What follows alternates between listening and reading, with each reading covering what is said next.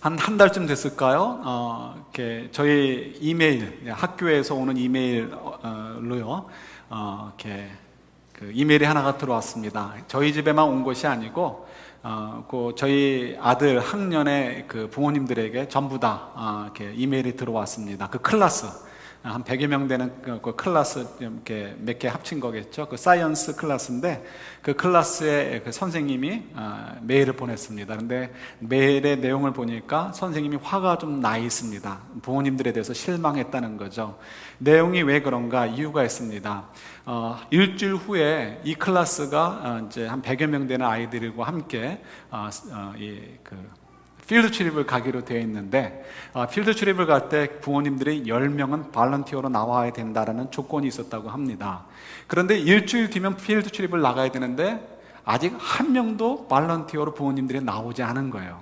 그러니까 선생님께서 굉장히 화도 나고 부모님들에 대해서 실망할 만하죠. 미국 사람들은 그런 것들을 미리 몇 달 전부터 노티스 주고 적어도 한 달이나 몇 주 전에는 이미 다 사인업을 하잖아요. 그런데 불과 일주일 남았는데 한 명의 그러니까 부모님들도 발런티어를 안 했으니 얼마나 선생님이 화가 나고 실망이 되겠습니까? 그래서 이제 잔뜩 화가 나가지고 메일을 보내면서 실망했다 이거죠. 그래서 만약에 부모님들이 10명이 빨리 나오지 않으면은 이거 필드 출입 계획한 거 캔슬해버리겠다, 취소해버리겠다라고 메일이 왔습니다. 근데 부모님들도 깜짝 놀란 거예요. 왜 놀랐을까요? 그런 얘기를 들어보질 못한 거예요. 이유인즉슨 아이들이 이제 선생님이 아이들에게 얘기를 한 거죠. 오늘 집에 가면 부모님들에게 우리가 필드 출입을 언제 가는데 그때 발런티어로 10명이 필요한데 혹시 너희들 부모님들 가운데 함께 해줄 수 있는 분들이 있으면은 꼭 답을 얻어와라 이렇게 얘기를 했습니다. 아이들이 집에 가서 얘기를 했을까요? 안 했을까요? 어느 누구도, 어느 학생도 단 한 명도 집에 가서 얘기를 하지 않았습니다. 왜 그렇죠? 그때쯤 되면, 고등학생이니까 그때쯤 되면 학교에 부모님들이 오는 것도 싫고 친구들하고 어디 가는데 그 자리에 엄마나 아빠가 있는 거가 웰컴이 아니고 굉장히 싫은 그런 때죠. 오죽했으면 그 어간에 제 아내가 이제 학교에서 발런티어를 하면서 이렇게 보는데 그 학교 마당에서 딸하고 엄마하고 막 싸우고 있는 거예요. 그래서 딸이 막 화를 내고 또 엄마도 막 화를 내면서 싸웁니다. 가만히 들어보니까 왜 싸웠냐면 딸이 엄마한테 막 이렇게 화를 내는 거예요. 왜 자기 친구한테 say hi 했냐는 거예요. 자기 친구한테 하이 왜 그랬냐, 하이라고 왜 인사했냐는 거죠. 모른 척하지 왜 엄마가 내 친구한테 하이 했냐, 이것 때문에 막 그냥 엄마한테 화를 내고 엄마는 그게 뭐가 문제가 되느냐고 해서 이제 싸우게 된 거죠. 자, 어쨌든 돌아오면 이 선생님이 화내고 실망할 이유가 없는 거죠. 아이들에 대해서 조금 더 이해를 했다면 이 부모님들이 이렇게 해서는 발런티어로 나오지 않겠구나, 내가 직접 부모님들하고 컨택을 해야지 했으면 문제가 쉽게 해결되는 거죠. 그런데 아마도 이 선생님이 얼마나 실력이 좋은지 모르겠지만 이렇게 아마도 초짜 선생님이 아니었을까, 아이들의 이 심리 상태를 잘 이해하지 못하는 선생님이 아니었을까, 이런 생각을 가져봅니다. 저희들이 인생을 살면서 많은 문제들을 이렇게 좋은 문제, 나쁜 문제, 그러니까 모든 것들을 우리가 겪으면서 살죠. 그래서 우리 앞에는 조금 있으면 런치 아워가 오듯이 매번 계속해서 우리 앞에 닥치는 일들이 있습니다. 그런 일들이 있을 때 우리가 그 이유나 원인을 잘 이해를 한다면 거기에 대해서 바르게 반응을 하겠죠. 준비를 하거나 대처를 하게 될 것이고 리액션을 하겠죠. 그렇게 되면 좋은 결과를 얻게 됩니다. 그러나 만약에 그 이유를 잘 알지 못하고 원인을 잘 알지 못하게 되면 우리가 준비를 하고 또 반응하는 것이 엉터리가 될 수 있고요. 그렇게 되면 그 결과도 절대로 좋을 수가 없게 되는 거죠. 이것이 우리들이 인생을 살면서 겪게 되는 경험이기도 합니다. 오늘 본문은 그런 면에서 굉장히 성공적인 사례를 가르쳐주고 있고요. 이 성공적인 사례를 조금 더 부각시키기 위해서 그렇지 않은 실패의 사례를 먼저 여러분들에게 잠깐 소개해 보려고 합니다. 우리 이사야서를 보면은 이렇게 재밌는 이야기들이 많이 있습니다. 이사야서가 이제 선지서이다 보니까 조금 어려운, 좀 이렇게 둥글둥글한 내용들이 많이 있는 것처럼 느껴집니다. 그 이유 중에 하나는 그것이 다른 이유라기보다는 저희들과 동떨어진 역사적 배경과 또 문화적 배경 속에 있기 때문에 그렇습니다. 그래서 이사야서 같은 경우도 1년, 2년 사이에 기록된 것이 아니고 수십 년 동안의 일들을 가지고 기록해 놓은 것이기 때문에 저희들에게 좀 어렵게 느껴질 수 있죠. 어쨌든 이제 저희들이 이사야서 22장을 보게 되는데, 이사야서 22장의 배경을 먼저 간단하게만 소개하면 이것입니다. 지금 한마디로 얘기한다면 아시리아라는 나라가 나라가 있습니다. 이 아시리아 나라가 굉장히 강성한 나라라는 것을 아시죠? 지금 남유다 입장에서는 이 아시리아에게 도움을 청할 일이 있었습니다. 왜냐하면 북이스라엘과 또 지금 저희들이 잘 아는 시리아라고 얘기하는 나라가 성경에선 아람 혹은 다메섹 이렇게 표현이 됩니다. 그 시리아라는 나라와 함께 또 밑에 에돔과 함께 손을 잡고서 연합군을 이제 형성을 합니다. 그래가지고 아시리아에 대항하려고 하죠. 근데 아시리아에 대항하기 위해서는 연합군이 느는 것이 좋겠죠. 그래서 손을 뻗어서 남유다에게도 너희들도 우리와 함께 얼라이언스를 이루자, 이렇게 연맹을 맺자라고 초청을 합니다. 그런데 남유다가 아무리 생각해봐도 아시리아와 붙어가지고는 될 것 같지가 않아요. 그래서 너 우리는 안 하겠다라고 뺍니다. 그러면 이 북이스라엘과 이 시리아, 그러니까 아람이죠. 아람과 에돔 같은 나라의 경우는 남유다 그래 너희들 싫어? 그러면 오케이 우리끼리 싸울게 이게 되지 않죠. 왜냐하면 뒤에서 얼마든지 자기들이 아시리아와 전쟁을 하는데 뒤에서 남유다가 아시리아와 내통을 해가지고 자기 나라를 치고 들어오면은 자기들은 완전히 그냥 맨손으로 당할 수밖에 없는 상황에 놓이게 되죠. 그래서 이 북이스라엘과 이 시리아, 아람이 연합군을 형성해가지고 먼저 남유다를 치자, 남유다를 완전히 초토화시키고 우리 편으로 만들어 버리자라는 계획을 가지고 침공해 오게 됩니다.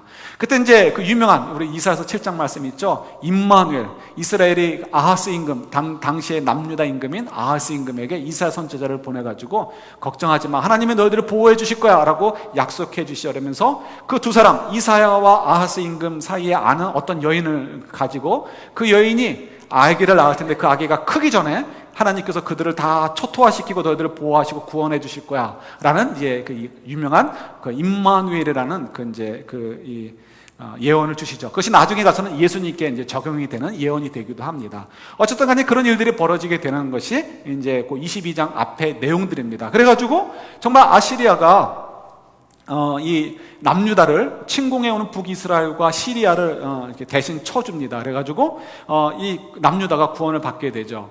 그런데 그 과정에서 남유다가 아시리아에게 도움을 청하게 되는데 사실은 하나님께서는 이사야 선지자를 보내서 그렇게 하지 말라고 그랬어요.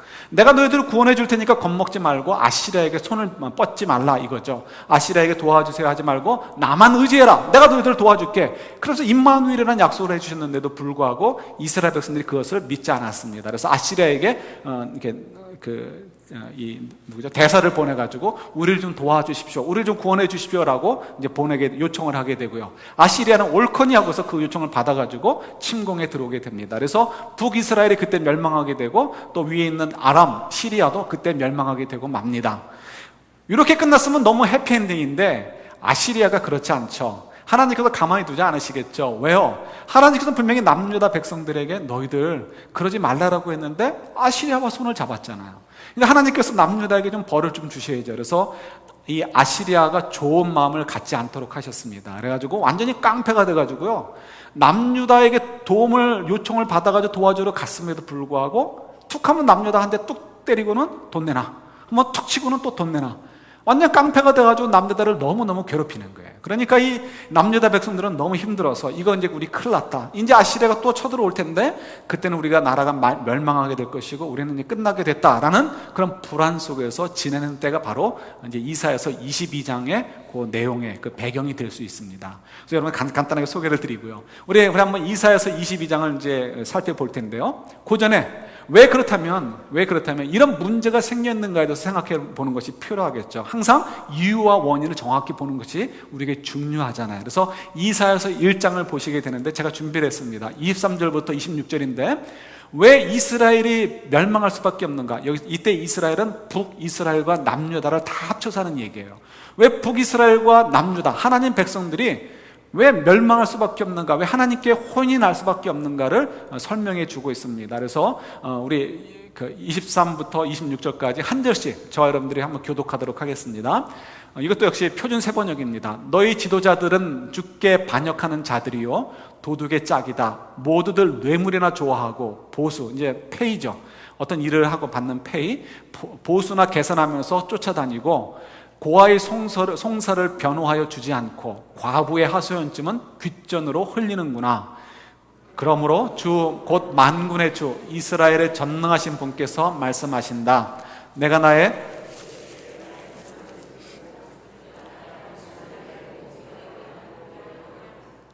이제 다시 내가 너를 때려서라도 잿물로 찌꺼기를 깨끗이 씻어 내듯 너를 씻고 너에게서 모든 불순물을 없애겠다. 옛날처럼 내가 사사들을 너에게 다시 세우고 처음에 한 것처럼 슬기로운 지도자들을 너에게 보내주겠다. 그런 다음에야 너를 의의 성읍, 신실한 성읍이라고 부르겠다. 아멘. 예, 이 말씀은 이렇게 지금 하나님께서 이스라엘 백성들을 하나님의 백성들로 삼으셨어요. 그런데 사실은 그들이 사는 모습을 보니까 하나님의 백성다운 모습이 없다는 거죠. 그래서 뭐 고아, 뭐 이렇게 과부 이런 얘기는 그냥 연약한 사람을 얘기하는 거예요. 학력이 떨어지는 사람, 경제력이 떨어지는 사람, 권력과 거리가 있는 사람, 명예와 거리가 먼 사람들, 그런 사람들을 얘기하는 거예요. 그런 사람들을 도와주고 어려운 사람을 이렇게 서포트 해줘야 되는데 그러지 않고 오히려 너희들이 좋은 지위를 이용해가지고 어려운 사람 걸 더 뺏고 오늘날로 얘기한다면 자기들은 텍스를 내지 않고 백성들, 일반 셀러리맨들한테만 텍스를 막 뽑아내고 이런 식의 삶을 사는 것이 어떻게 하나님의 백성의 모습이 되겠느냐라고 말씀하시는 거예요. 그래서 그 사람들을 하나님께서 어떻게 그런 죄 때문에 내가 이스라엘을 좀 혼을 내고 매를 치시겠다는 거죠. 매를 쳐서라도 정신을 차려서 다시금 하나님 백성답게 섬기고 정직하게 살고 특히 연약한 사람들을 도우면서 이 세상을 바르게 하는 그 역할로 할 수 있도록 내가 다시 세워놓겠다, 고쳐놓겠다라고 하시는 것이 이사야서 1장에서 말씀하시는 내용이에요. 그래서 우리는 늘 언제나 이 말씀을 볼 때마다 끝에 가가지고 이방신들에게 절하고 옳거니 이거다. 그러니까 우리는 이방신들에게 전하지 않으니까 우리는 오케이다. 이게 아니고요. 그거가 결국 하나님을 경외하는 것이고 그것과 관련 있고 하나님을 경외하는 것과 관련 있는 것은 하나님의 말씀대로 정말 다른 사람을 사랑하고 섬기고 정직하게 하는 그런 삶을 다 포함하고 있다는 것을 우리가 놓쳐서는 되지 않는 거예요. 그래서 저희들이 참 이런 말씀을 볼 때마다 참 마음에 찔림이 있는 거죠. 자, 어쨌든 간에 하나님께서 이사야서 1장을 통해서 왜 그들이 지금 이런 어려운 상황에 놓였는가, 단지 아시리아에게 손을 뻗어서가 아니고 그것은 결국 하나님을 경외하지 않는 그들의 모습을 드러내는 것이고 그 전에도 보면 그들이 얼마나 엉터리로 살았는가를 1장을 통해서 확인해 보았어요. 그래서 하나님의 목적은 지금 그들에게 다가온 인생의 그런 물결들은 그걸 통해서 그들을 깨끗하게 해서 다시금 하나님의 백성답게 살도록 세우시도록 하기 위해서 그 일을 하고 계신다라고 말씀해 주시죠. 자, 그런데 그 말씀을 받고 또 그런 일들을 경험하면서 그 앞에, 그 코앞에 있는 닥친 문제들을 앞에 두고서 이스라엘 백성들이 어떻게 반응하는가, 이게 참 중요하겠죠. 그래서 이사야서 22장을 함께 보도록 하겠습니다. 이사야서 22장입니다. 이게 이제 찾으셔야 돼요. 여기까지는 서비스였고 이제부터는 여러분들이 찾으셔야 됩니다. 이러면서 우리가 또 성경을 열심히 또 찾아보는 거죠. 이사야서 22장 11절부터 14절입니다. 굉장히 중요한 말씀이에요. 이들이 어떻게 반응했는가 보십시오. 이사야서 22장 11절부터 14절까지 말씀입니다. 한 절씩 또 교독할게요. 너희가 또 옛 못의 물을 위하여 두 성벽 사이에 저수지를 만들었느니라. 그러나 너희가 이를 행하신 이를 앙망하지 아니하였고 이 일을 옛적부터 경영하신 이를 공경하지 아니하였느니라. 그날에 주 만군의 여호와께서 명령하사 통곡하며 애곡하며 머리털을 뜯으며 굵은 배를 따라 하셨거늘 너희가 기뻐하며 즐거워하여 소를 죽이고 양을 잡아 고기를 먹고 포도주를 마시면서 내일 죽으리니 먹고 마시자 하는도다. 만군의 여호와께서 친히 내 귀에 들려 이르시되 진실로 이 죄악은 너희가 죽기까지 용서하지 못하리라 하셨느니라. 주 만군의 여호와의 말씀이니라. 아멘. 예, 이 말씀을 보면 그들이 어떻게 그 반응을 하는가를 이제 발견하게 되죠. 그래서 11절과 먼저 11절을 보면 그들이 이 모든 일들이 어떻게 벌어졌는가, 이사야가 외쳤던 그 말씀을 좀 묵상했으면 깨달았을 텐데 거부한 거예요. 그 말을 듣고 싶지 않다는 거죠. 그래서 이런 일들이 왜 벌어졌는가는 생각하지 않고 이런 일들을 뒤에서 조종하시고 계획하시고 진행하시는 여호와 하나님을 인정하지 않은 거예요. 그래서 여호와 하나님을 앙망하지 않아요. 여호와 하나님을 바라보지 않아요. 그리고 그들이 하는 것은 결국 전쟁 준비하는 거예요. 물을 준비하는 거예요. 이제 공선전이라고 하죠. 성에 들어가가지고 이제 적들과 대치하면서 몇 년이고 버틸려면 물이 필요한 거예요. 그러니까 물이나 저장하자 이런 식으로 하면서 전쟁 준비를 하는 그런 모습을 보여주고 있는 거죠. 그게 벌써 이제 11절의 내용이고요. 그러니까 그들의 반응이 얼마나 바보 같은가 우리는 벌써 이제 결정적으로 보게 되는 거죠. 또 12절, 13절을 통해서도 하나님께서 그들에게 요구하시는 것은 회개하는 거예요. 좀 돌이켜가지고 나에게로 돌아오라는 거예요. 그러면 내가 이 모든 것들을 통해서 너희들을 바르게 세우려고 한 것이니까 너희들이 회개만 하면 내가 너희들을 구원해 줄 것이고 너희들은 이제 소망만 가지면 돼, 희망만 가지고 살면 돼 라고 말씀해 주시는데 이들은 반응은 어떻습니까? 그러지 않았죠. 하나님께 돌아가려고 하지 않았습니다. 회개하지 않았어요. 그리고는 그냥 내일이면 죽을지 모르니까 우리 그냥 먹고 마시고 즐기자, 내일이면 죽을지 모르니까 먹고 마시면 즐기자 하는 것이 그들의 고백이었고 그들의 삶이었습니다. 그러니까 얼마나 엉터리예요. 반응이 완전히 엉터리죠. 그러니까 이제 이 마지막 14절에 보면 그들이 결국은 하나님의 저주를 받을 수밖에 없다라는 그런 결론을 내리게 되는 것을 보게 됩니다. 이유가 무엇인지 모르고 원인이 무엇인지 모르니까 그 일에 대해서 자기에게 다가오는 그 인생의 문제에 대해서 반응을 엉터리로 할 수밖에 없고요. 엉터리로 하게 되니까 그 결과는 하나님의 축복과는 거리가 먼 인생의 결과를 낳을 수밖에 없는 거죠. 이런 경우도 많이 있고요. 반면에 오늘 본문 말씀 같은 경우 너무 멋진 내용들이죠. 정말 이렇게 멋일 수 있을까 이런 생각이 들 정도입니다. 이스라엘 백성들이 이제 예수님이 돌아가시고 나서 이제 그로부터 한 800년 이제 앞으로 전진한 거예요. 그래서 지금으로부터 한 2000년 전 예수님 당시로 돌아오는 것입니다. 이스라엘 백성들이 예수님을 배척하고 예수님을 죽여서 십자가에 달았어요. 그리고 나서 이제 한 60일 정도가 지난 시점이 바로 오늘 본문의 내용입니다. 이때 이스라엘 백성들은 하나님에 대해서 그러니까 하나님이 아니고 예수님에 대해서 마음이 많이 벌어져 있는 상태예요. 그때 예수님의 제자들을 통해서 예수가 부활하셨다는 외침이 선포되기 시작을 했습니다. 방언이 막 터져나가고요. 그 방언이라는 것은 일반 방언만이 아니고 외국인 방언들이 막 터져나갔어요. 사람들이 보면서 저 사람은 분명히 갈릴리 사람인데 저 사람은 어떻게 내가 사는 저 먼 곳의 언어를 가지고 나에게 복음을 전하는가, 이런 의문을 갖게 되고, 그러면 사람들이 많이 흔들리기 시작했어요. 그리고 또 결정적으로 이제 40년 동안 태어나서부터 안진뱅이로 살았던 40년이 넘은 40대 후반이죠.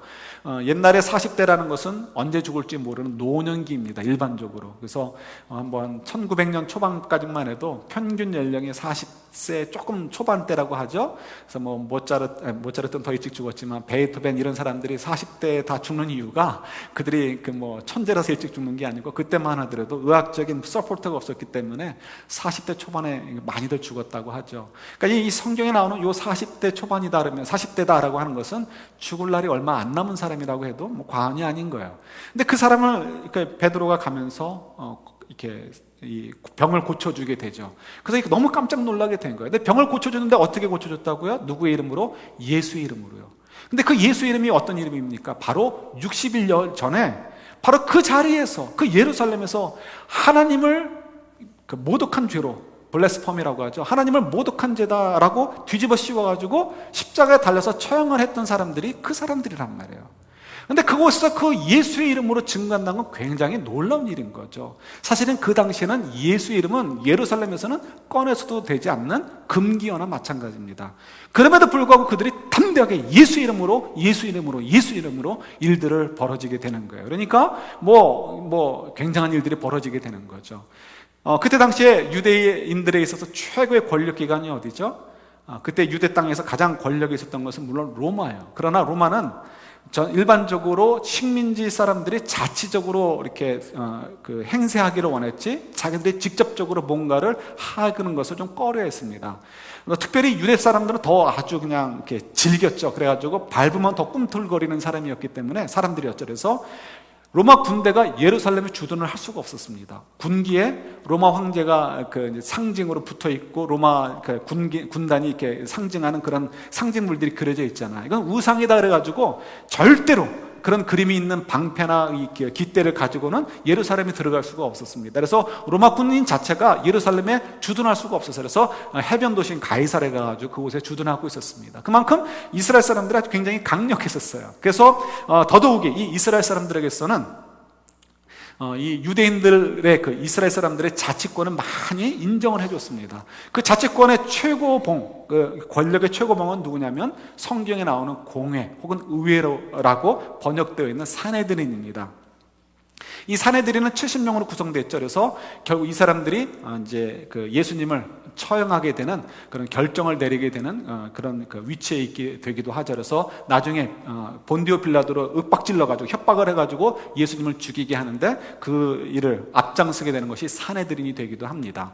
어쨌든 이 산헤드린 이 모임에서 이제 이런 일들이 벌어지면 안 되겠죠. 자기들은 예수님이 하나님의 저주를 받은 사람이다라고 처형을 했는데 예수님이 부활했다는 것을 인정하게 되고 예수님의 이름으로 복음이 선포되고 예수님의 이름으로 안진뱅이가 일어나는 일들이 자꾸 벌어지게 되면 어떻게 돼요? 자기들이 틀렸다는 얘기가 되죠. 그러면 산헤드린이라는 그 권위가 완전히 무너질 수밖에 없습니다. 자기들의 위치가 다 무너질 수밖에 없게 되는 거죠. 그래서 제자들을 붙잡습니다. 붙잡아가지고 그러니까 감옥에 가둔 다음에 그 다음날 불러가지고 협박을 하죠. 너희들 다시는 예수 이름으로 이렇게 가르치지도 말고 복음을 전하지도 말고 병자도 고치지 말아라. 예수의 이름을 한마디로 얘기해서 너희들의 입 위에 달지도 말아라라고 협박을 하고 내쫓습니다. 그때 그 유명한 얘기가 있죠. 이제 정리한다면 4장 19절에도 나오고 5장 29절에도 나오는데 우리가 이제 그 공회원들 앞에서 얘기하는 거예요. 제자들이 우리가 당신들을 두려워해야 되겠습니까? 아니면 하나님을 두려워해야 되겠습니까? 라면서 멋진 반응을 보였던 것을 보게 됩니다. 그리고 돌아와가지고 제자들과 함께 있었던 성도들과 만나게 되죠. 그리고 그들에게 자기들이 받은 협박을 전하게 됩니다. 우리가 또 예수 이름을 밖에 나가서 얘기하게 되면은 산헤드린 사람들이 우리들을 잡아다가 다 이렇게 옥에 가두겠다고 하고 우리의 것들을 뭐 뺏어가겠다라고 얘기를 합니다. 우리가 어떻게 하면 좋겠습니까? 라고 보고를 하죠. 그때 여하를 막론하고 무조건 모여가지고 함께 기도를 하게 됩니다. 그래서 기도의 내용들이 오늘 본문 가운데 나오게 되죠. 그래서 27, 28, 29, 30절 이 넉절 가운데 보면 특별히 그들이 무엇을 가지고 기도했는가를 우리가 보게 됩니다. 이게 굉장히 중요해요. 여러분 저희가 몇 년째 우리가 계속해서 기도를 많이 얘기를 했습니다. 기도는 내가 원하는 것을 하나님께 달라라고 이렇게 요구하는 게 아니라고 말씀을 드렸어요. 그죠? 그는 옳지 않아요. 왜요? 우리는 로마서 7장, 8장을 통해서도 묵상을 했고 여러 번 묵상했지만 우리는 나에게 정말 유익한 것이 무엇인지 몰라요. 내가 내 자녀들에게 유익한 것이 뭔지 몰라요.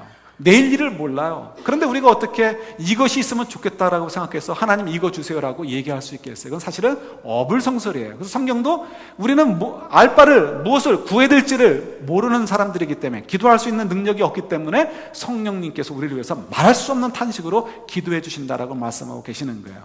그런 이야기가 또 오늘 본문 속에 나옵니다. 요 이제 그걸 저희들이 좀 잘 한번 이해해 봤으면 좋겠어요. 지금 성령이 그들 가운데 임하고 계셔요. 오순절 이후죠. 그래서 성령께서 그들의 기도를 인도해 주시는데 어떻게 인도해 주시는지 한번 봤으면 좋겠습니다.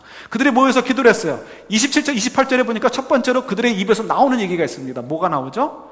이 지금 이루어지는 모든 일들, 빌라도라든가 헤롯이라든가 이를 비롯해서 많은 사람들이 예수를 대적하고 죽이고 결국은 우리도 핍박하는 이유는 무엇 때문에 그렇다고요? 너무 제 얼굴만 보지 마세요. 성경도 좀 보셔요. 무엇 때문에 그러느냐? 제가 적어드린 것도 보셔도 좋아요. 이 모든 것들은 하나님께서 다 계획해 놓으신 거라는 거예요. 하나님께서 다 계획해 놓으신 거라는 거예요. 어떻게 믿을 수 있을까요? 우리 사도행전 1장 8절 한번 찾아보겠습니다. 성경 이제 또 찾아요. 사도행전 1장 8절. 너무나 잘 아시는 내용이지만 한번 보도록 하겠습니다.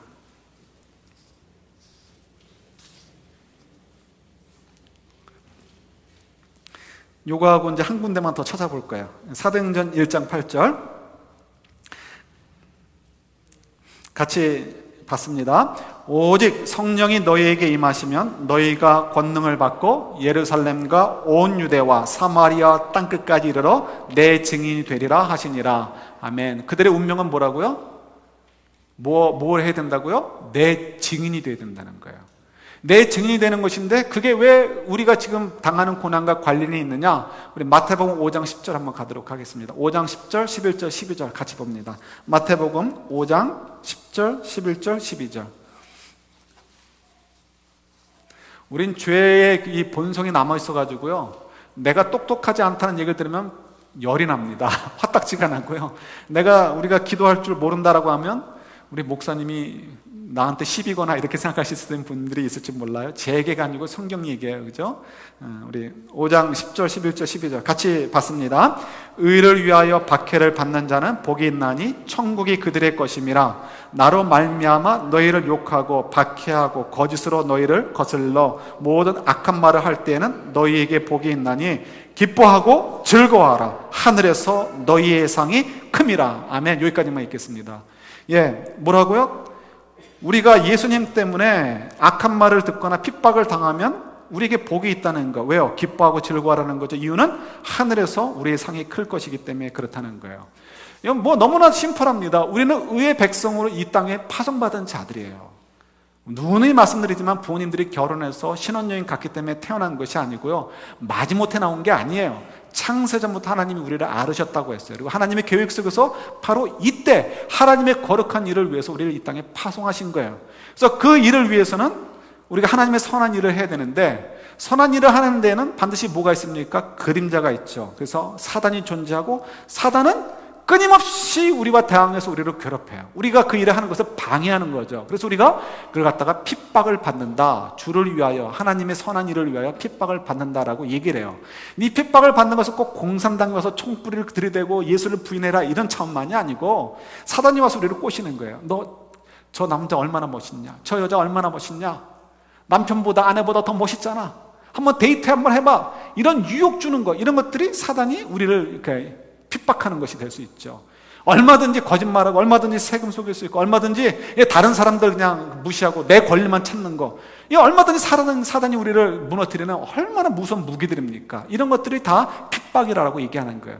그럴 때마다 어떻게 하라고? 기뻐하라는 거예요. 즐거워하라는 거예요. 그게 복이라는 거예요. 왜요? 하늘에 상급이 쌓이는 것이기 때문에 그렇다는 거죠.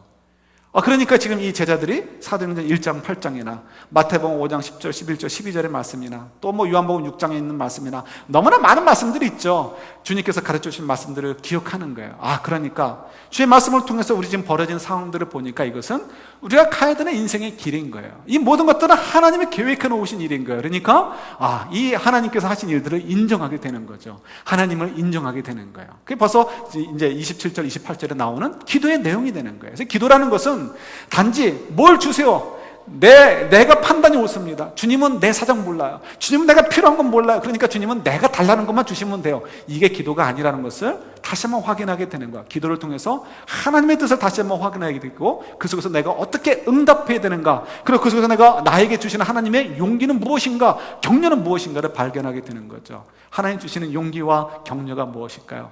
그래서 그 다음에 29절 30절에 보면 이런 말씀이 있죠. 그러니까 이 백성들이, 그러니까 성도들이 모여서 기도하는 것 두 가지를 요구합니다. 첫 번째는 담대하게 도와주십시오. 이 담대하게 도와달라는 것도 아까도 말씀드렸듯이 5장의 내용과, 마태복음 5장의 내용과 연결해서 보시면 되는 거예요. 하나님께서 우리에게 그 하나님의 백성으로 삶을 살도록 우리를 이 땅에 파송하셨어요. 그럼 하나님 백성답게 살게 되면 사단은 반드시 우리를 공격을 해요. 그때 우리도 모르게 뒤로 물러가는 거예요. 아까도 얘기했듯이 꼭 청뿌리만 생각하지 마세요. 너무나 멋있는 남성과 멋있는 여성이 있어요. 슬쩍 한번 데이트해보고 싶어요. 슬쩍 한번 손잡아보고 싶고, 슬쩍 한번 포옹해보고 싶고, 슬쩍 한번 영화 한번 보고 싶고, 이런 유혹들이 우리들 가운데 있잖아요. 또 우리도 모르게 자꾸 누군가를 미워하는 것, 누구도 모르게 슬쩍슬쩍 욕하는 것, 누구도 모르게 슬쩍슬쩍 세금을 탈세하는 것, 이런 것들이 다 뭐야? 사단이 우리에게 주어지는 유혹이고 우리를 핍박하는 것이고 힘들게 하는 부분이에요. 세상 사람들은 이거에 대해서 조금 더 양심의 거리낌이 가질 이유가 없습니다. 자기들 마음대로 살면 되는 거예요. 그러나 저희들은 그렇지 않은 거죠. 그런 마음이 올 때마다 우리는 괴로워요. 그러나 그때 우리가 어떻게 하는 게 좋다고요? 하나님의 뜻대로 사는 것이 우리에게 복이 돼요. 하늘에 상급을 쌓게 되는 것이고, 이 땅에서도 하나님이 축복하시게 되는 거죠. 그러니까 우리가 어떻게 하자고? 담대하게 해달라고 하는 것은 하나님의 뜻대로 우리가 살도록, 우리가 정말 사단의 유혹에 넘어가서 두려워서 도망가지 않고 주저하지 않고 타협하지 않고 하나님의 뜻대로 그저 순종하고 살 수 있도록 그런 믿음을 우리에게 주십시오 라고 하나님께 간구하게 되는 것이죠. 그러니까 하나님, 정말 그런 삶 살기를 제가 소원합니다라고 다시 한번 저희도 동의하고 하나님께 헌신하는 그런 모습이 바로 담대함을 요구하는 내용에 포함되는 거예요. 그리고 그 다음에 이분들이 하는 것들이 있죠. 또 두 번째 기도 제목은 예수의 이름으로 기적이 일어나고 예수의 이름으로 표적들이 일어나게 해주십시오라고 이제 기도를 합니다. 이것은 우리가 또 아까 1장 8절의 말씀과 연결해 보시면 되는 거예요. 1장 8절에 어떤 말씀이 있죠? 성령이 임하면 너희들에게 뭐가 임한다고요? 권능을 받으라, 권능을 받으라. 이거는 우리가 뭐 요구하고 아니고의 문제가 아니라 하나님이 주신다는 거예요. 왜 주실까요? 하나님 우리를 이 땅에 보내신 건 사명자로 보내주셨단 말이에요. 사명자로 보내주신다면 그냥 우리 뭐로 알아서 하라가 아니고 항상 뭐가 달라붙는다? 임마누엘. 그래서 구약적인 언어로 이제 히브리 말로 쿰 레크, 일어나 가라, 일어나 가라, 욥 일어나 가라, 아브라함 일어나 가라, 이렇게 얘기할 때, 또 요나 일어나 가라 이런 얘기할 때는 반드시 뭐가 붙는다? 임마누엘이 붙는다는 거예요. 내가 너희와 함께 하겠다, 내가 너와 함께 하겠다. 그래서 우리도 이 땅에 보내주셨어요. 그리고 임마누엘은 이 땅에 사명자로 왔기 때문에 당연히 오토매티컬리 우리와 함께 하는 거예요. 그래서 하나님께서 우리에게 그 사명을 감당할 능력을 주시는 거예요. 그래서 여러분들이 가지고 있는 은사들이 있어요. 어떤 분들은 정서적인 은사가 있어요. 어떤 분들은 성신한 면의 은사가 있고, 뭐 그 한두 가지가 아니고 수백 가지의 은사들을 여러분들이 가지고 있죠. 그 은사들을 보면서 뭘 생각하실 때요? 난 잘났어. 우리 부모님들이 참 좋은 DNA를 주셨어. 이게 아니고 이걸 통해서 하나님께서 내가 순종하기를 원하시는 부분이 무엇일까? 내가 섬기게 될 부분이 무엇일까를 생각해 보셔야 되는 거죠. 그래서 지금 이 얘기는 뭐냐면, 하나님 예수의 이름으로 저희들이 기적을 행하고 표적을 보이게 해주십시오라는 것은 예수께서 정말 하나님의 아들이심을 증거해 주십시오라는 내용도 포함되어 있고, 다른 말로는 하나님께서 1장 8절에서 얘기해 주신, 말씀하시고 약속해 주신 대로 내가 너희들을 도와줄게, 내가 너희들을 도와줄 테니까 너희들 걱정하지 말라라는 것을 확인해 주시는 것과 마찬가지예요. 그래서 우리가 그런 기도를 통해서 하나님의 능력을 주십시오라는 얘기는 결국은 하나님이 우리에게 약속해 주신 것을 우리가 다시 한번 입을 고백함을 통해서, 그래 맞아, 나 혼자 살아가는 것이 아니고 하나님의 능력으로 나와 함께 하시는 거야 라고 용기를 얻고 격려를 얻게 되는 것이 또 이분들의 기도 가운데 포함이 되는 거예요. 그래서 이 기도라는 것이 여러분 또 이렇다는 것을 또 한번 다시 생각을 해보게 됩니다.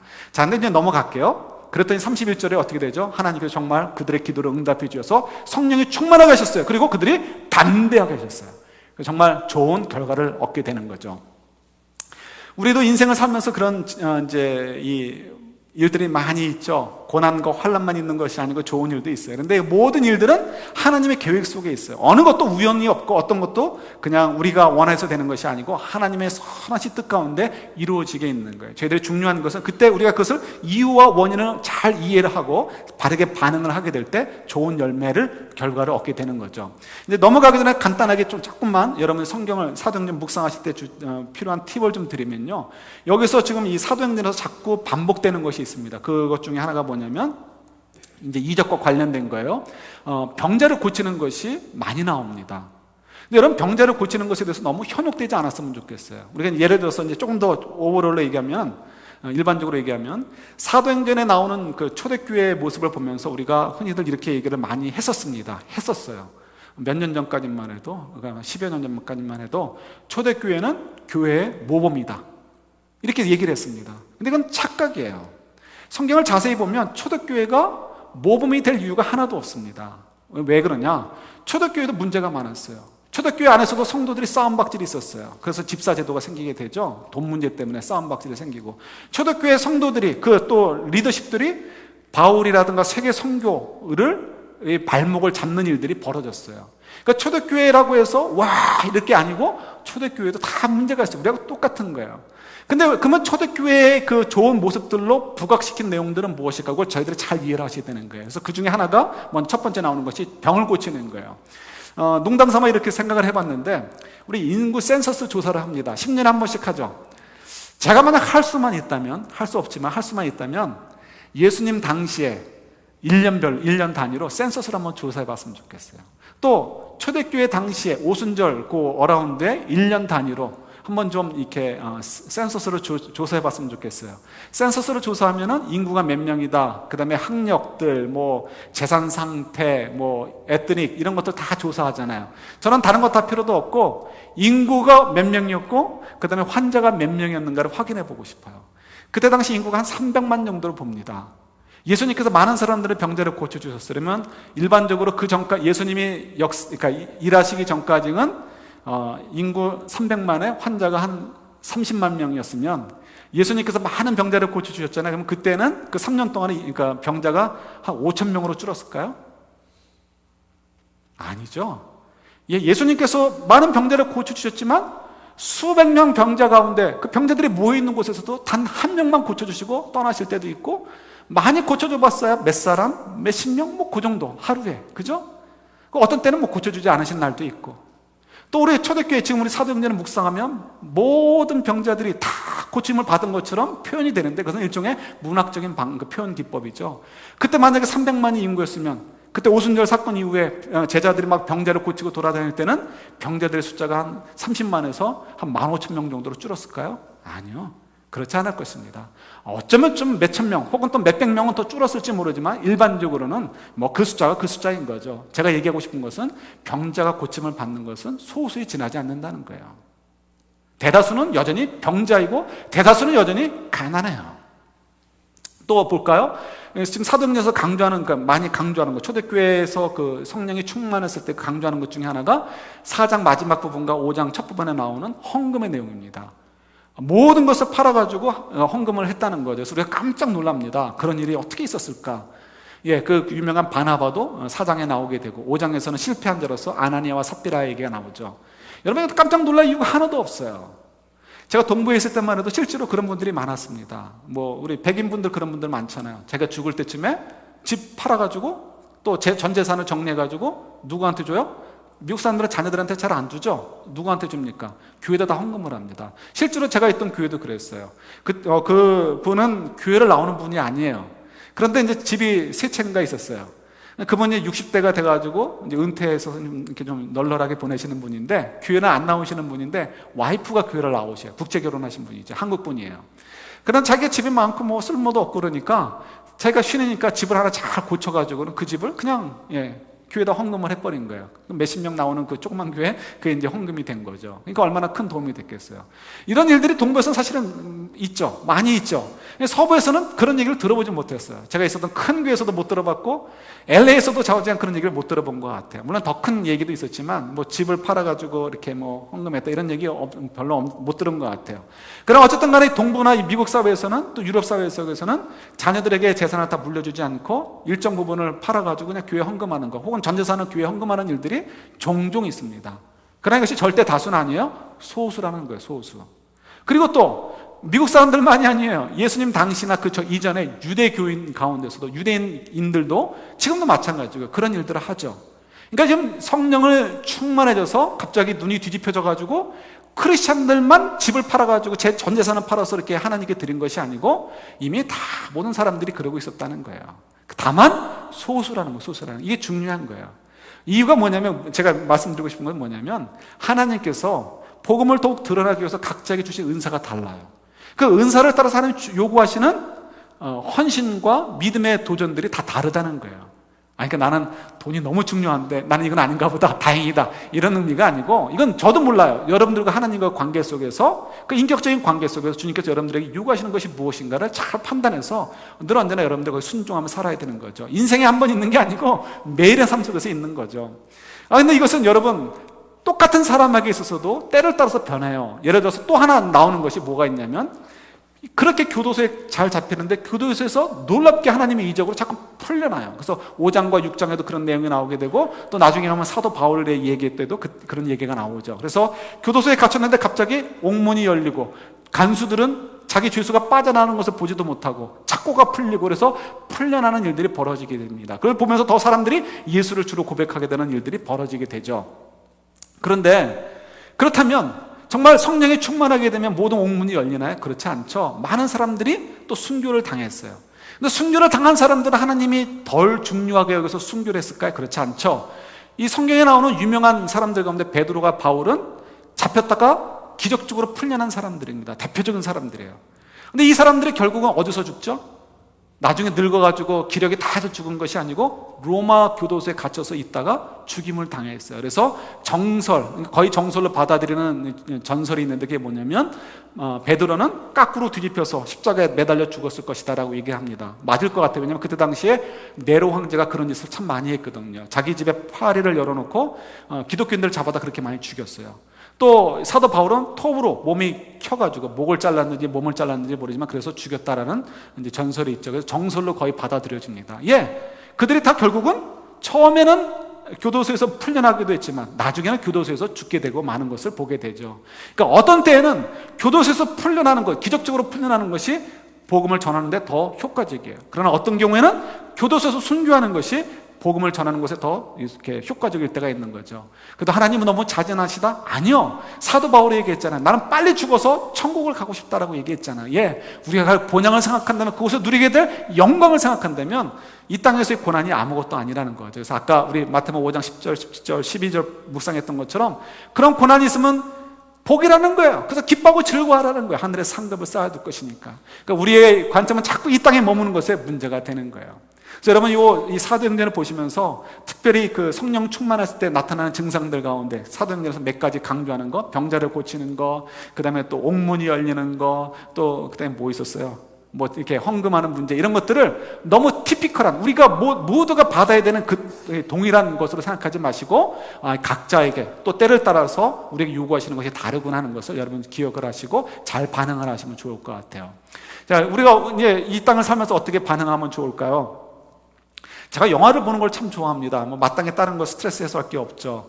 운동을 좋아하는데 운동할 만한 게 별로 없어요. 그래서 이렇게 테니스를 좋아하는데 테니스하고 탁구를 좋아합니다. 근데 이 칠 사람이 없잖아요. 그러니까 이제 그것도 안 한 지가 벌써 이제 여러 해가 돼가는 것 같아요. 어쩌다가 한 번 치고 어쩌다 한 번 치고 그렇게 되는데, 예, 그러다 보니까 뭐 별로 할 게 없습니다. 그래서 제가 좋아하는 스트레스 해소법은 하나는 드라이브, 롱 드라이브 하는 거, 두 번째는 이제 영화를 보는 것입니다. 근데 영화를 막 보지는 않고요. 로튼 토메이토인가 이런 식으로 리뷰를 해주는 그런 이제 별표를 매겨주는 그런 단체가 있죠. 거기서 적어도 뭐 A 포인트, 최소한 7.5 out of 10 될 때 그런 영화를 봅니다. 근데 그런 영화를 보면서도 때로는 이게 좀 별로다라는 영화가 있죠. 한 번은 영화를 보면서 이거 이게 안 보고 싶은데 이 돈이 아까워서 본 그런 영화가 있었습니다. 그게 뭐냐면 아메리칸 뷰티였습니다. 여러분 많이들 보셨을 거예요.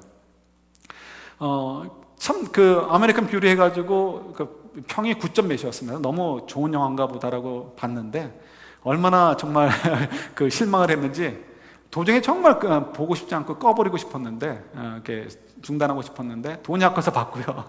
마지막에 가서 영화를 끝나고 나서는 조금 이해하게 됐습니다. 그걸 이해하려면 이렇게 이해를 하셔야 돼요. 1950년대, 60년대 미국의 경제가 굉장히 좋았습니다. 그래서 굉장히 가정적으로 타이트했습니다. 탄탄했습니다. 굉장히 탄탄했는데 1970년대 석유 위기가 오면서 전 세계 경제 위기가 오죠. 그러면서 미국도 경제 위기가 와서 무너지기 시작을 합니다. 그래서 아버지만 일해가지고는 가정이 돌아갈 수 없고 그 아버지들도 직장에서 잡을 잃게 되고 웨이지가 떨어져 나가게 되고 하니까 분란이 생기게 되고 가정이 흐트러지기 시작을 하죠. 그리고 아내들이 또 일 나가기 시작하게 되면서 가정이 굉장히 느슨해지게 되고 맙니다. 그래서 굉장히 지금과 같은 모습으로 변화가 되게 되죠. 한국도 마찬가지죠. IMF 이전에만 해도 그래도 이 가정이 좀 탄탄한 편이었는데 IMF 이후에 이 가정이 완전히 깨어지잖아요. 경제 원리에서 가정이 붙기도 하고 헤어지기도 하는 것이 이제 한국 사회가 되어버리고 말았죠. 그런데 지금 미국 사회, 이 아메리칸 뷰티가 보여주는 것은 그때 1970년대부터 시작된 이 가정의 위기가 지금도 전혀 돌파구가 없다는 거예요.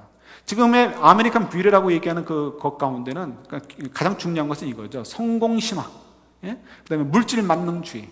이것에 지금 막 빠져가지고 안에 굉장히 아름다운 여배우인데 정말 취해 보이게 나옵니다. 옷도 좋은 옷 입고 있고 좋은 차 타고 다니고 있고 좋은 이렇게 모션을 취하지만 여러분도 보시면 느낄 거예요. 정말 추하게 느껴져요. 왜요? 너무 성공신화, 물질 만능주의에 빠져가지고 사는 그 모습이 굉장히 취해 보이는 거예요. 뭐 다른 거 다 빼고 이 주인공이 죽으면서 마지막에 오해를 사가지고 다른 사람에게 총으로 살해를 당하는데 그 죽기 직전에 주마등처럼 드러나는 인생의 모양이 나오는 거죠. 그걸 보면 정말 소중했던 것은, 정말 인생에서 가치 있는 것은 뭐 특별한 것이 아니고 가족들끼리 화목하게 지냈던 그 시절, 그 사랑하는 딸과 막 뒹굴고 좋아했던 그 웃으면서 보냈던 그 시절들, 그 순간들이 주마등처럼 지나는 거예요. 그래서 우리들에게 가르쳐 주는 거죠. 아메리칸 뷰티 쪽일 게 아니라는 거예요. 거기는 인생의 돌파구가 없다는 거예요. 인생의 가치를 찾을 수 없다는 거예요. 진정한 인생의 가치는 정말 사소한 것, 그것에서 행복을 찾고 그것을 정말 소중하게 여기는 것. 성공주의에 빠져있고 성공신화를 쫓아가는 인생 가지고는 절대로 행복할 수 없다는 거죠. 만약 이렇게 사는 지금 아메리칸 뷰티 속에 살고 있는 인생들 앞에 여러분들의 집을 초청을 해가지고 여러분들의 가정을 보여준다면 그분들이 놀랄까요? 그런 미국 가정들을, 그렇게 사는 믿지 않는 사람들의 가정을 초청해서 여러분들의 가정 속에서 식사하면서 여러분들의 가족들이 지내는 모습을 보여준다면 그분들의 충격을 받고, 야, 이런 인생이 있습니까? 이렇게 살아야 되는 거 아닙니까? 라고 그들이 놀라는 일들이 벌어질 수 있을까요? 사실은 원래는 그래야 된다는 거예요. 그러나 우리가 그러지 못하는 이 현실이 안타까운 거죠. 그래서 주님께서 이 시대에 우리에게 요구하시는 것들은 이런 것들을 우리에게 도전해 주시는 것이 아닌가 생각을 해요. 지난주에 우리 아빠 둘이 나와서 우리 앞으로 아이들을 어떻게 키우겠다라고 이렇게 고백을 했었죠. 우리에게 약속을 했어. 우리도 같이 약속을 지켜야 되는 거예요. 그때 우리 아빠들이 한 얘기 있잖아요. 우리 아이들은 세상, 그러니까 오늘 말로 얘기한다면 세상 성공주의에 따라, 물질 만능주의에 따라 살도록 하지 않고 하나님을 기쁘시게 하는 삶을 살도록 가르치도록 하겠습니다라고 약속을 했잖아요. 우리도 그렇게 같이 지켜야 되는 거예요. 우리 하나님께서 지금 우리에게 요구하시는 것들은 바로 이런 삶을 요구하신다는 거예요.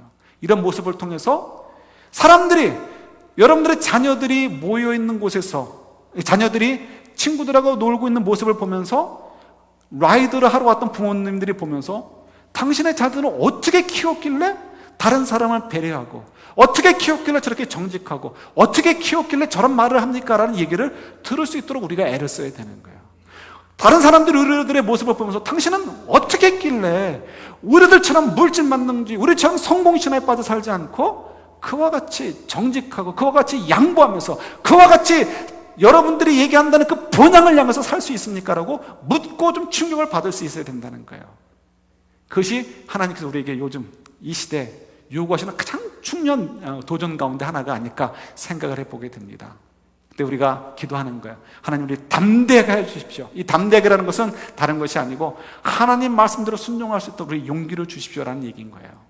여러분, 이 한 주간 우리랑 같이 기도했으면 좋겠어요. 하나님, 내 삶 가운데 몰려드는 이 모든 물결들 속에서 하나님, 이 이유가 무엇인지 잘 이해할 수 있게 해주시고 내가 어떻게 반응해야 될지 가르쳐 주십시오. 그리고 담대하게 하십시오. 그리고 하나님 약속해 주신 대로 그 능력을 더하셔서 우리를 하여금 정말 빛날 수 있도록 도와주십시오라고 우리 한번 좀 다짐하시고 기도하시며 나아가는 또 저희들 될 수 있기를 우리 주님의 이름으로